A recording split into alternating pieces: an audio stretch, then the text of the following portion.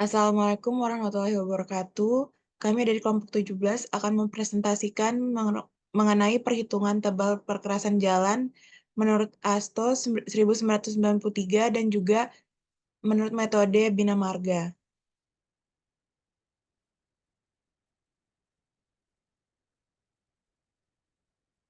Untuk anggota kelompok kami terdiri dari Rehan Ranu, Riki Setiawan, Anastasia, saya sendiri, dan juga Ramadan Mulia.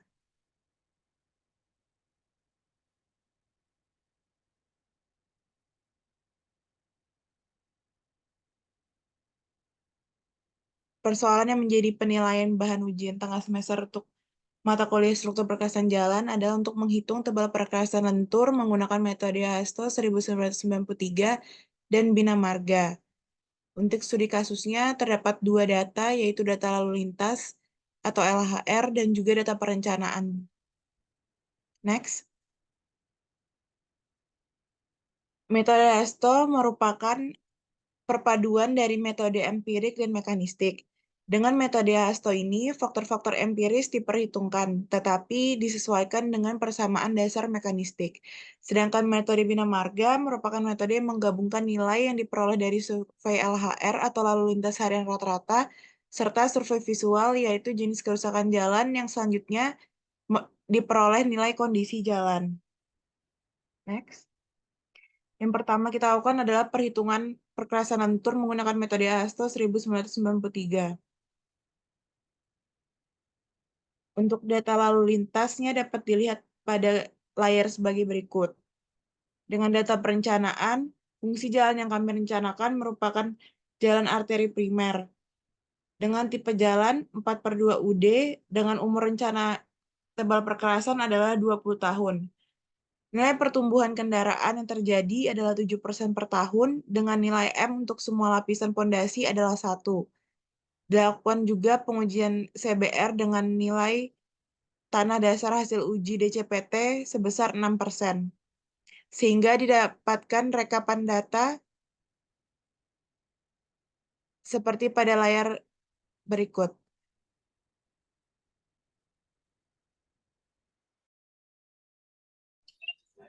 Oke, selanjutnya melihat dari gambar 3.1 yaitu konfigurasi beban sumbu kendaraan.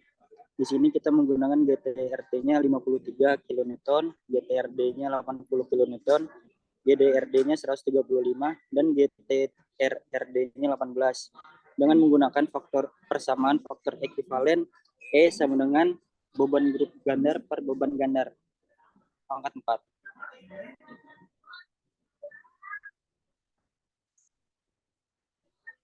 Selanjutnya kita menilai nilai E data kendaraan.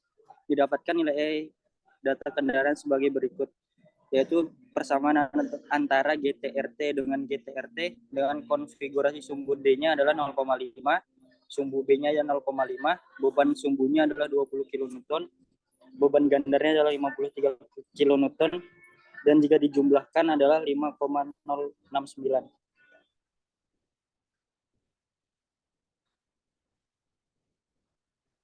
Oke, selanjutnya persamaan antara GTRT dengan GTRD-nya atau bus. Konfigurasi sumbu D-nya adalah 0,34, sumbu B-nya adalah 0,66, beban sumbunya adalah 90 kN, beban gandar D-nya adalah 53, beban gandar B-nya adalah 80 kN, dan nilai DB-nya adalah 0,111 dan 0,304 dengan jumlah 207,53. Oke, selanjutnya menghitung nilai E antara GTRT dengan GTTRD dengan konfigurasi sumbu D-nya adalah 0,18, sumbu T-nya 0,28, sumbu B-nya 0,54, beban sumbunya adalah 420 kN, beban gandar D-nya adalah 53, beban gandar T-nya 135, dan beban gandar B-nya adalah 18 kN. Dengan jumlah adalah 12.604.726. Dengan SL 0-nya adalah 12.607.657 harian, maka didapat per tahunnya adalah 4.601.754.723 dengan R-nya adalah 40,99. Maka didapatkan nilai SL 0-nya adalah 4,601 dan nilai SLN-nya adalah 75,460. Selanjutnya penjelasan dengan menghitung data curah hujannya. Didapatkan data curah hujan setiap tahunnya dari 2013 ke 2022 dengan rata-rata 120 rata-ratanya, dan C-nya adalah 0,75, PJ-nya adalah 6. Oke, next. Oke, selanjutnya adalah tabel standar normal deviat. Kita dapat dilihat dari tabel berikut, kita dapat angka 90 dan disarankan 0,45 lentur dan 0,35 kaku. Maka didapat nilai dari ZR dan SO sebagai berikut. Selanjutnya ada tabel chart struktural, dapat dilihat pada tabel di bawah itu. Terus berdasarkan tabel tersebut didapatkan nilai A1 sama dengan 0,42 lapisan AC dan MR 28.000 PSI. Selanjutnya ada chart granular basis layer. Berdasarkan chart granular basis layer didapatkan nilai A2 sama dengan 0,13 dan MR-nya 27.500 PSI. Selanjutnya ada chart granular lagi. Berdasarkan ini didapatkan nilai A3 sama dengan 0,13 dan MR-nya 18.000 PSI. Selanjutnya nilai SN. Setelah dilakukan perhitungan dengan persamaan berikut, didapatkan nilai yaitu SN1 sama dengan 51,9, D1 sama dengan 123,57 inci, SN2 sama dengan 10,88, D2 sama dengan 6, SN3 sama dengan 4,97, dan D3 sama dengan 6 inci. Baik, selanjutnya metode bina marga. Ya, di dalam metode bina marga ini sesuai dengan data-data sebelumnya, kita tentukan dulu nilai R-nya dengan umur rencana 15 tahun. Adapun rumus R-nya itu yang bisa dilihat pada layar, didapatkan untuk nilai I-nya itu 0,07, R untuk 2020 sampai 2022 itu 2,0007, kemudian untuk R dari 2023 sampai 2040 itu 18, sekian.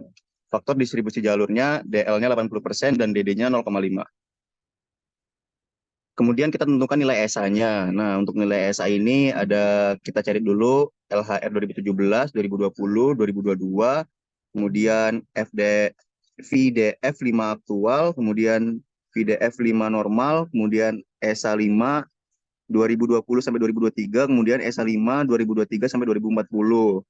Nah, kemudian didapat jumlah SA 5-nya itu 8.355.000 sekian. Kemudian untuk ESA dari 2023 sampai 2040-nya itu 45 juta sekian. Kemudian totalnya yaitu adalah 53 juta sekian. Nah, setelah itu kita tentukan nilai perkerasannya. Didapatkan tadi nilai SA-nya dalam 20 tahun adalah 53 juta sekian, maka tipe perkerasan yang digunakan adalah rentang kurang dari 30 sampai 200 AC dengan CTB SA pangkat 5. Nah, di sini untuk menentukan segmen tanah dasar, kita lihat dulu untuk musimnya di sini musim hujan dan tanah jenuh. Jadi faktor penyesuaian minimum nilai CBR berdasarkan pengujian DCP itu 0,9. Didapatkan CBR desain dari soal yaitu sebesar 6%, sehingga 6% dikali 0,9 hasilnya 5,4. Next. Selanjutnya menentukan struktur fondasi perkerasan. CBR yang digunakan berdasarkan dari bagan desain fondasi jalan minimum, yaitu 6% dengan kelas kekuatan tanah dasar SG6, perkerasan lentur, tebalan minimum, perbaikan tanah dasar, tidak diperlukan perbaikan, perkerasan kaku, stabilisasi semen, yaitu 300. Next.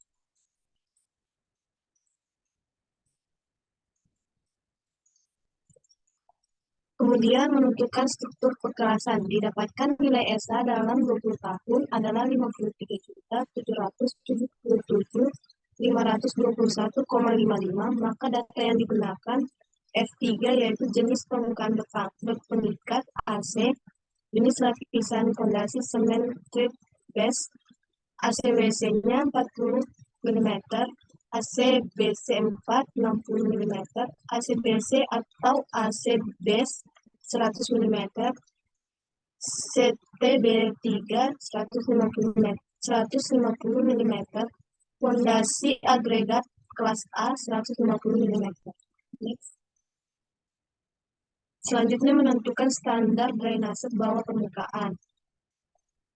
Kelas jalan yang digunakan yaitu jalan raya dengan tinggi tanah dasar di atas muka air tanah 1.200, tinggi tanah dasar di atas muka air banjir yaitu 500 dengan banjir 50 tahun. Sesuai dengan tabel yang ada di layar. Next. Selanjutnya yaitu menentukan kebutuhan pelapisan bahu jalan. Lapisan yang digunakan LA, FA kelas S yaitu dengan tebal 120 mm, LA, LFA kelas A dengan tebal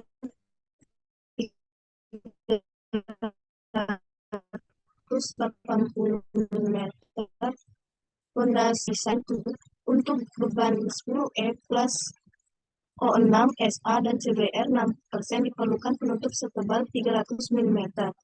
Tebal total perkerasan lajur utama sama dengan 530 mm, lebih besar dari 350 mm dengan tebal minimum perlu perkerasan bahu jalan. Tebal lapisan beraspal pada lajur utama 235 mm, maka digunakan permukaan bahu jalan berupa lapis fondasi agregat kelas S setebal 200 mm.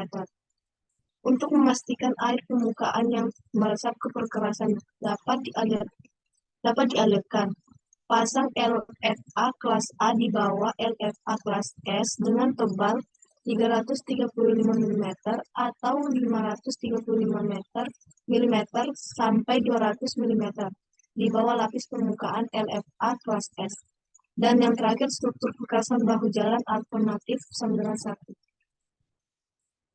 Berdasarkan gambar yang terlihat. Sekian dari presentasi kami ucapkan terima kasih.